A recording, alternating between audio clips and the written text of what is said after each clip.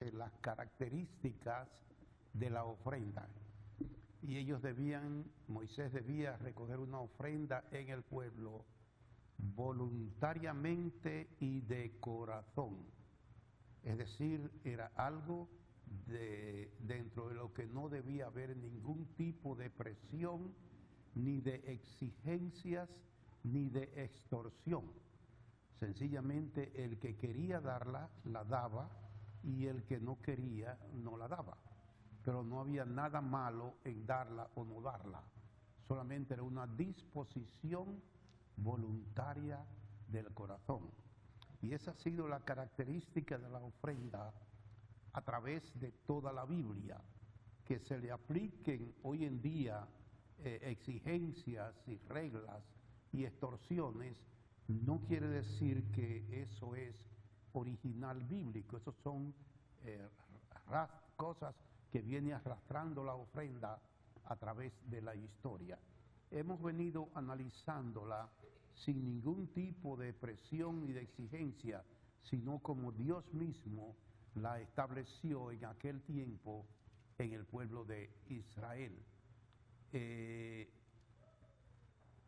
pueblo de Israel, nos dice Éxodo 36, que se volcó dando ofrendas al extremo que los constructores dijeron a Moisés que ya estaba sobrando lo que habían traído, que no se necesitaba más, y Moisés suspendió la ofrenda por la forma en que el pueblo lo había dado. Hay dos cosas que quiero subrayar. La ofrenda siempre tiene un propósito, y en el caso de Éxodo 25, el propósito es hacer un tabernáculo en el que Dios moraría en medio de su pueblo. Pero también es una actitud de amor y de agradecimiento a Dios. Israel había estado esclavizado 400 años en Israel, y cuando salieron de allí era un pueblo pobre, pero Dios dijo que saldrían con riquezas porque todo el pueblo de Egipto le dio de todo lo que pedían para que salieran de allí. Entonces el pueblo salió con gran riqueza de Egipto, aunque vivió 400 años en pobreza. Entonces el pueblo de Israel dio la ofrenda por agradecimiento a la libertad que había recibido. Y en segundo lugar, por las bendiciones de recibir las riquezas que Dios le había prometido. Esas son las razones de la ofrenda: agradecimiento a Dios y amor por lo que habían recibido de Dios, y también contentos porque Dios iba a morar en medio de ellos. Es decir, todo esto tiene que ver con la ofrenda. Por eso el pueblo dio abundantemente, con amor, con alegría de corazón, por todo esto que habían recibido de Dios. Y subrayo, Dios le pidió a Moisés que recogiera una ofrenda del pueblo después de que Dios permitió que los egipcios le dieran todas las riquezas a Israel. Es decir, Dios nunca pide si primero no da. Eso es un principio que tiene que estar bien claro desde la primera vez que se establece la ofrenda. Dios no pide nada si primero no da. Hoy en día este principio se ha tergiversado, y es que si usted quiere que Dios le dé, usted tiene que darle primero. Eso no es bíblico, no es espiritual. Ahora bien, el segundo cuadro de ofrenda que vimos fue en el caso de David, cuando sintió en su corazón hacerle un templo a Dios. Y David se propuso, esto fue para él algo definitivo, fue una obsesión, según el Salmo 132. David juró no darle sueño a sus ojos, no descansar hasta que no le hiciera un lugar donde Dios morara, un templo en este caso. Y se propuso reunir todo el material como rey que necesitaría ese templo que él iba a hacer. Y como rey, él aportó cantidades de cosas que él podía utilizar. Pero también allá en Primera Crónicas 29, él ha reunido todos sus oficiales para decirle el plan que él tiene. Y les está diciendo todo lo que él ha aportado para ese templo. Y le dice, además de mi tesoro particular, hoy diríamos, de mi cuenta bancaria, le da otra cantidad de detalles de todo lo que él había dado para el templo de Dios. Si uno lee Primera Crónicas 22:14, allí hay otra cantidad de cosas que David ofreció. Y según el doctor Riley, en su Biblia comentada, dice que haciendo un cálculo de todas las ofrendas que David tenía lista para el templo, se hacía un total de 1.700 millones de dólares, equivalía a todo lo que David dio de oro, plata, piedras preciosas, madera, de todo lo que se necesitó de la mejor calidad. Esa ofrenda de David alcanzó esa cantidad de 1.700 millones de dólares. Y él le dice ahora a los oficiales que tiene al frente, ¿y ustedes qué quieren dar? Entonces el grupo se desbordó dando también ofrenda para el templo de Dios. Y juntaron más dinero y joyas y de todo para el templo de Dios. Y David dice, se alegró al ver el pueblo dando voluntariamente ofrendas para la casa de Dios. Y él dice, y yo lo que he dado, lo he dado porque amo la casa de mi Dios. Y ora a Dios y le dice, Señor, gracias por esta voluntad del pueblo. Espero que siempre mantenga en el pueblo este deseo de cooperar voluntariamente para tu obra. Es decir, que David también hace referencia a la disposición voluntaria de dar, no obligatoria, y reunió todo el material que necesitaba para el templo, y Salomón edificó ese templo en 7 años, y ese templo que Salomón edificó para Jehová, todavía en el mundo no hay un edificio que cueste lo que costó ese templo. El precio que se calcula hoy en día en dólares del material de calidad, oro, plata, piedra preciosa, todo lo necesario que se hizo en ese edificio giraría alrededor de los 5 billones de dólares, porque amaba David la casa de Dios. Es el propósito de David para ofrendar a Dios. Eso fue lo que vimos la semana pasada. Hoy en día vamos a ver 2 temas más para terminar con esta serie. Y vamos a entrar ahora en el Nuevo Testamento y vamos a hablar de la ofrenda en el Nuevo Testamento. Y voy a pedirle al hermano que me lea la porción que corresponde como base para la primera lección. 1 Corintios capítulo 16, versos 1 al 4. En cuanto a la ofrenda para los santos, haced vosotros también de la manera que ordené en las iglesias de Galacia. Cada primer día de la semana, cada uno de vosotros ponga aparte algo, según haya prosperado, guardándolo, para que cuando yo llegue no se recojan entonces ofrendas. Y cuando haya llegado, a quienes hubiereis designado por carta, a estos enviaré para que lleven vuestro donativo a Jerusalén.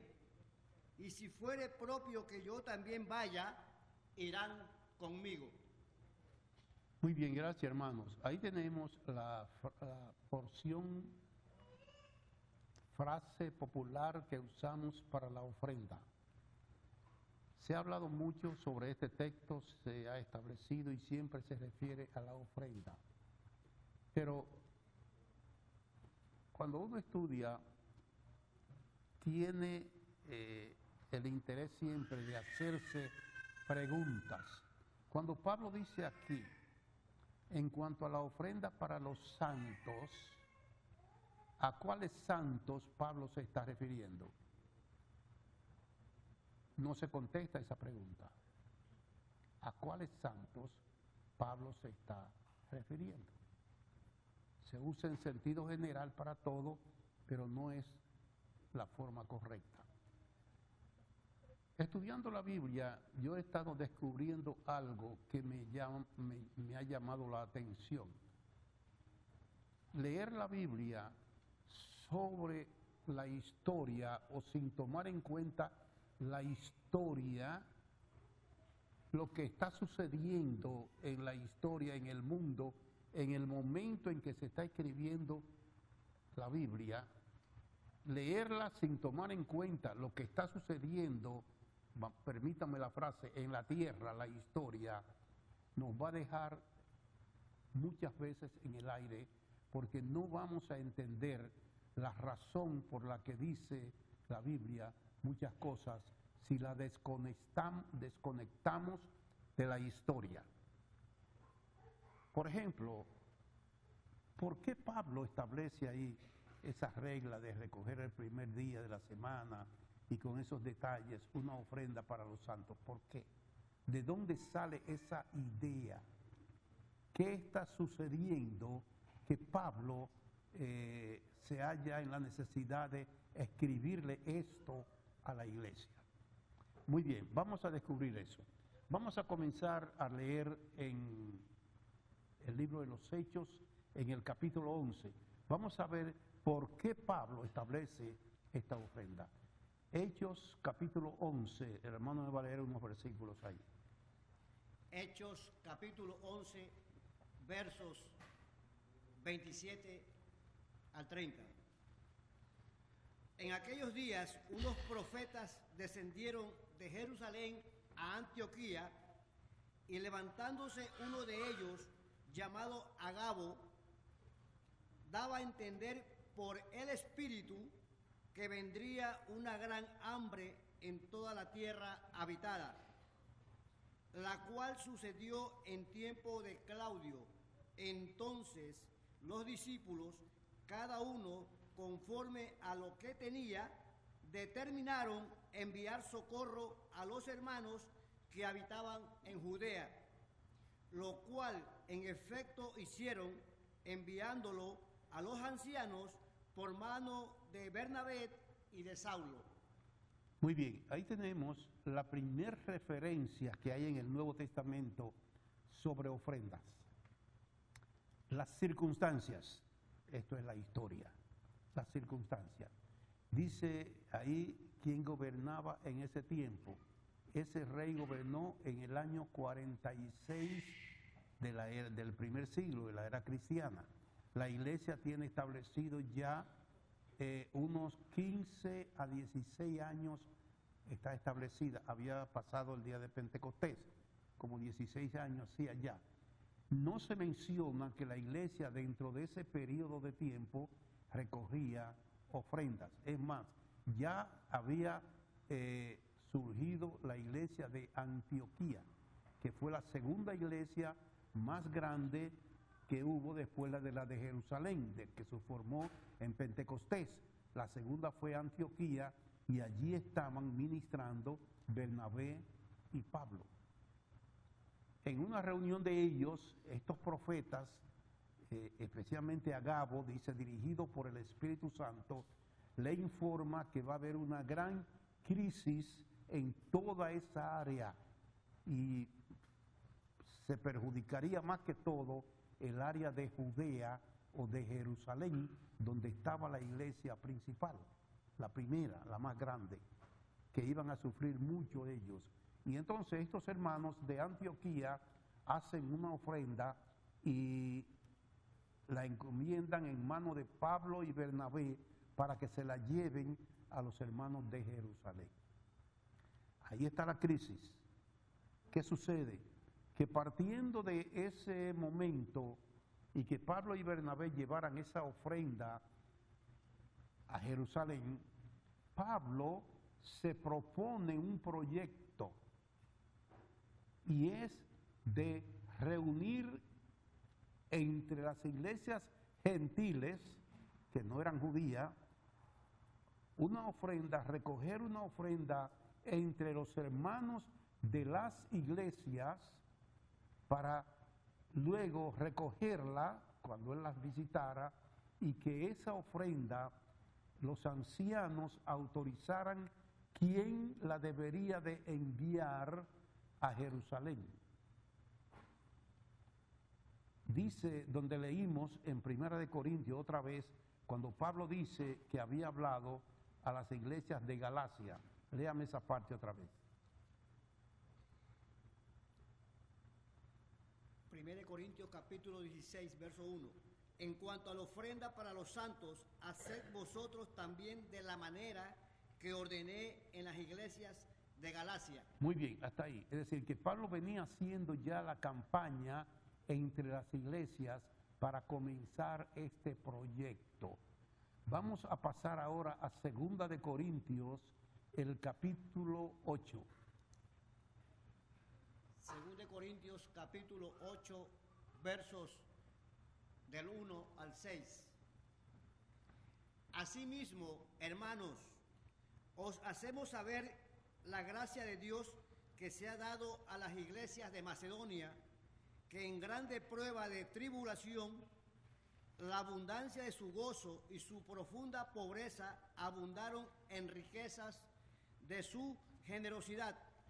Pues doy testimonio de que con agrado han dado conforme a sus fuerzas y aún más allá de sus fuerzas, pidiéndonos con muchos ruegos que les concediésemos el privilegio de participar en este servicio para los santos, y no como lo esperábamos, sino que asimismo se dieron primeramente al Señor y luego a nosotros por la voluntad de Dios. De manera que exhortamos a Tito para que, tal como comenzó antes, asimismo acabe también entre vosotros esta obra de gracia. Muy bien, ahí Pablo está dando detalles sobre ese proyecto y está diciendo que esa iglesia, a pesar de la tribulación, de las dificultades que estaba pasando, se sintieron con el deseo de cooperar para enviar esa ofrenda a los hermanos de Jerusalén y dijeron que les permitiera Pablo a ellos participar de el privilegio de aportar ofrenda en beneficio de los hermanos de Jerusalén. Y Pablo se sorprende de que ellos actuaran así, entonces le ordena a Tito, que era uno de sus asistentes, que comenzó entre ellos la obra, o sea, hacerse responsable de ir con esta obra de iglesia en iglesia a que la lleve hasta el final. Así que vemos entonces que Pablo está hablando de esta obra de necesidad para esta iglesia que está pasando una gran crisis y está hablando ahí de esa ofrenda para los santos. Léame la otra porción. Versículos 7 al 9. Por tanto, como en todo abundáis en fe, en palabra, en ciencia y en toda solicitud, y en vuestro amor para con nosotros, abundad también en esta gracia. No hablo como quien manda, sino para poner a prueba, por medio de la diligencia de otros, también la sinceridad del amor vuestro.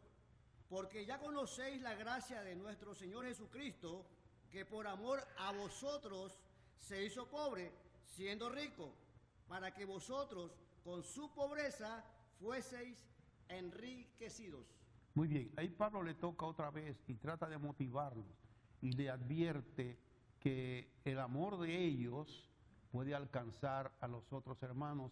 Como ellos aman a Pablo, él dice que eso puede ser extensivo a los demás y le advierte, no estoy dando órdenes, no es un mandamiento, es una demostración de amor por medio del Evangelio a aquellos que necesitan. Y entonces pone al Señor Jesucristo como ejemplo que siendo rico se hizo pobre para beneficiarnos a nosotros.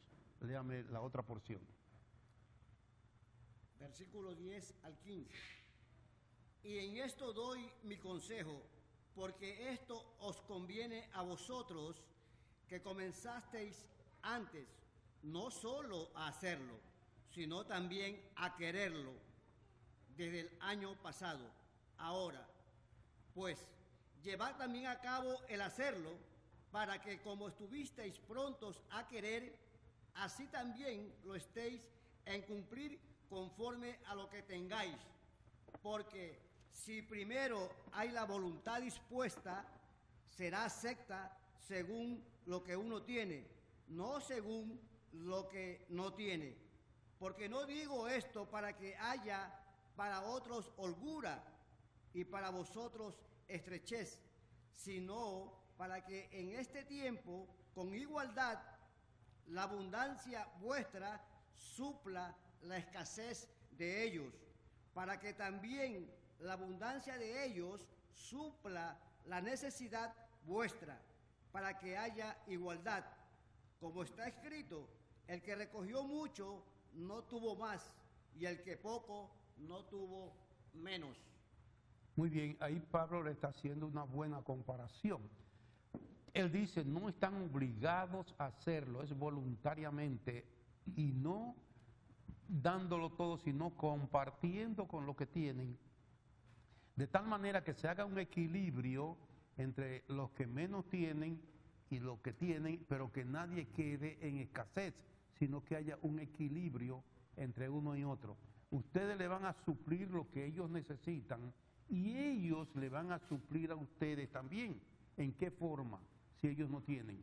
Pues más tarde en el capítulo 9 Pablo dice que ellos oran por ustedes, dándole gracias a Dios por las ofrendas que le han enviado, y entonces mientras ustedes le aportan lo material, ellos le dan respuesta con lo espiritual y se crea un equilibrio entonces en la vida cristiana.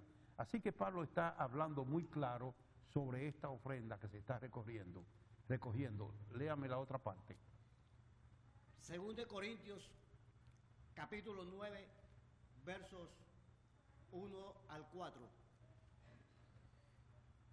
Cuanto a la ministración para los santos, es por demás que yo os escriba, pues conozco vuestra buena voluntad, de la cual yo me glorío entre los de Macedonia, que Acaya está preparada desde el año pasado, y vuestro celo ha estimulado a la mayoría, pero he enviado a los hermanos para que nuestro gloriarnos de vosotros no sea vano en esta parte, para que, como lo he dicho, estéis preparados.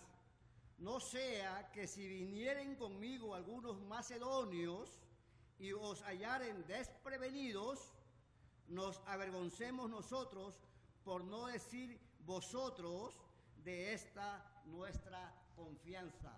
Muy bien, Pablo le está haciendo una advertencia a los hermanos que desde el año pasado están preparados, a que tengan sus ofrendas listas, para que cuando Él venga, no es una ofrenda de la iglesia, de los hermanos, aparte cuando Él venga a la iglesia o mande representantes, que no haya entonces que avergonzarse de que no han organizado nada, sino que todo esté organizado para que cuando lleguen los representantes recojan la ofrenda, los ancianos dan una carta, asignan un hermano de testimonio para que vaya con ellos a Jerusalén a entregar ese dinero.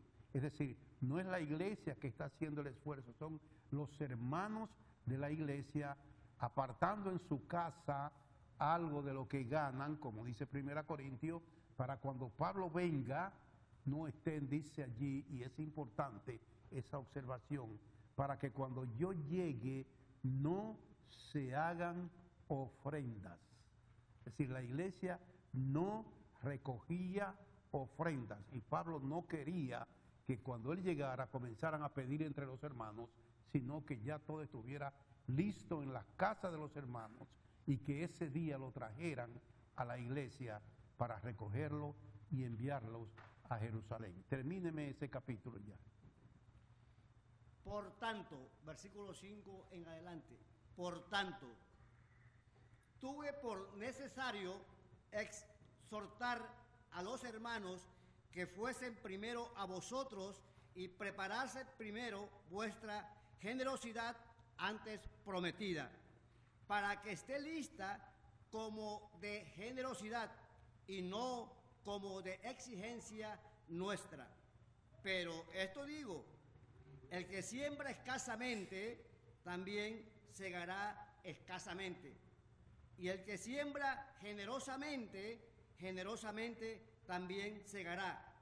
Cada uno dé como propuso en su corazón, no con tristeza ni por necesidad, porque Dios ama al dador alegre. Y poderoso es Dios para hacer que abunde en vosotros toda gracia, a fin de que, teniendo siempre en todas las cosas todo lo suficiente, abundéis para toda buena obra. Muy bien, ahí Pablo le hace la exhortación importante a ellos, no por exigencia, sino como ustedes lo han propuesto desde el principio. Y le hace una observación, que el que siembra escasamente cosechará escasamente. ¿Cómo se aplica hoy en día eso? Hoy se aplica mal. Se dice que si usted da pocas ofrendas, va a cosechar de parte de Dios pocas bendiciones. Eso no es lo que quiere decir. Eso es una mala interpretación. Lo que está diciendo que si usted es un aportador, y voy a usar una frase un poquito ruda, si usted es un aportador tacaño, no espere que cuando a usted le corresponda la escasez, va a recibir abundante de los hermanos. Esa es la idea. No es que Dios, si usted no le da, Él no le va a dar. Esa no es tampoco lo que quiere decir la porción. Sino, si usted da voluntariamente, Dios, que ama al dador alegre, le va a dar a usted para que usted dé adelante. Esa es la idea. Él dará granos para la cosecha, para que tenga abundancia el día que vaya a recoger su cosecha y pueda compartir con los que no tienen y que necesitan. Esa sería la idea. No por exigencia. Nótese, primero dijo, no estoy mandando, no es un mandamiento. Ahora dice, no estoy exigiendo. Siempre la ofrenda tiene que estar libre de reglas y de presión y de cualquier cosa que no sea correcto. Tiene que ser libre completamente. Termíneme el capítulo. Versículo 9 al final. Como está escrito, repartió, dio a los pobres, su justicia permanece para siempre.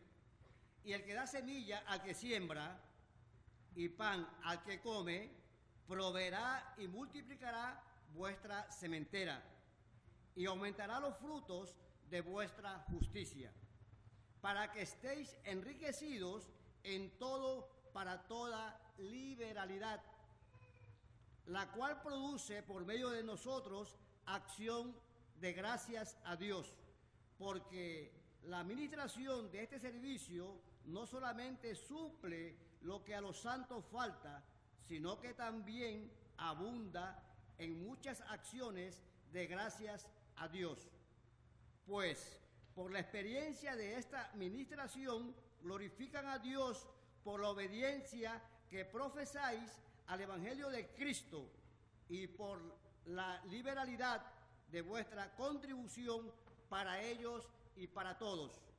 Asimismo, en la oración de ellos por vosotros, a quienes aman a causa de la superabundante gracia de Dios en vosotros. Gracias a Dios por su don inefable. Muy bien, así Pablo termina el segundo capítulo y está resumiendo y dice que Dios da abundantemente al que siembra para que dé con liberalidad. Y eso que se da con liberalidad a esos hermanos que están necesitados redunda en bendición, porque ellos van a orar a Dios dándole gracias por lo que han recibido y por la disposición de los hermanos de darle a ellos en sus necesidades. Entonces, ahí está la bendición de Dios que abunda para dar, y eso vuelve en bendiciones de uno, en ellos agradeciéndole lo que uno ha hecho. Y Pablo termina diciendo, gracias a Dios por su don inefable. Quiere decir aquí, el don de la disponibilidad de dar al que necesita, de los hijos de Dios en sus momentos de crisis, esa disponibilidad de Dios en el corazón del creyente, que es uno de los dones dado a la iglesia, según Romanos capítulo 8, el don de liberalidad, el don de dar. Gracias a Dios por ese don, porque suple las necesidades de los hermanos. Así que esa es la razón, hermanos, por qué Pablo escribe 1 Corintios 16 y establece esa regla. Cada primer día de la semana, cada uno de vosotros ponga aparte algo para que cuando yo venga, y hay una versión de la Biblia que dice, ponga aparte algo, guardándolo en su casa, para que cuando yo venga, entonces no se hagan ofrendas y todo esté listo para enviarlo. Esa es la razón de 1 Corintios 16. La crisis que hubo en toda el área por un tiempo y la necesidad suprema que estaban viviendo los hermanos de Jerusalén, y Pablo consideró que los hermanos gentiles se identificaran con ellos en esta crisis que estaban pasando. Ahora, aquí hay algo detrás de todo esto que también hay que estudiarlo. Siempre en las cartas que Pablo escribe a las iglesias, uno encuentra un hilo muy fino entre judíos y gentiles, creyentes, toda la misma iglesia, pero siempre hay una pequeña diferencias entre los judíos contra los gentiles, como que no lo aceptaban de 100%, que no se sentían bien con ellos. Y una de las ideas de Pablo en esta ofrenda entre los gentiles para enviarla a Jerusalén era demostrarle a los judíos que los gentiles no tenían nada contra ellos, que los amaban y que consideraron que si ellos recibieron, dice Romanos 15, de los judíos el evangelio, lo espiritual, que los gentiles se identificaron con ellos en lo material por agradecimiento a esa bendición, que no había problemas entre los gentiles contra los judíos, y se lo demostró llevando todas estas ofrendas que los hermanos reunían para ayudarlos a ellos. De manera que si sabemos el trasfondo del asunto, entonces entenderemos las porciones. Si no, estaremos inventándonos pajaritos en el aire y dando interpretaciones que no tienen ningún sentido. La razón de 1 Corintios 16 es explicarle a los hermanos cómo debían reunir la ofrenda para ayudar a los santos de Jerusalén en la crisis que estaban viviendo, y todo lo que significó esto está en 2 Corintios capítulo 8 y 9. Así que analizando este contexto histórico, podemos entender entonces la razón de la ofrenda. Una vez que terminó esa crisis, no se menciona más ofrenda en la iglesia, y eso lo vamos a ver en la segunda parte del tema el punto final lo vamos a ver en la escuela dominical. Pero para que usted vea lo importante que es leer lo que dice la Biblia y saber lo que estaba sucediendo en el momento para entender lo que realmente dice. Padre nuestro, te damos gracias que podemos entender en tu palabra estas verdades y lo relacionado a cada una de estas porciones, Señor. Te damos gracias por el ejemplo de aquellos hermanos gentiles que se identificaron tan profundamente con la crisis de los hermanos de Jerusalén. Te bendecimos porque vemos las bendiciones tuyas en todo esto, Señor, de una manera especial. Gracias en el nombre de Jesucristo. Amén.